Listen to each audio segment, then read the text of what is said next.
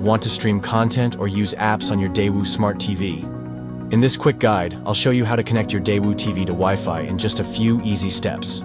Step 1. Power on your TV. Make sure your Daewoo TV is plugged in and turned on. Step 2. Grab your remote. Press the menu button on your Daewoo remote control. Step 3. Navigate to network settings. Use the arrow keys to scroll to settings, network, Wi-Fi setup, or wireless. Step 4. Choose your Wi-Fi network. Your TV will scan for available Wi-Fi networks. Select your home network from the list. Step 5. Enter your password. Use the on-screen keyboard to type your Wi-Fi password, then press OK or connect. Step 6. Wait for confirmation. Once connected, you'll see a confirmation message.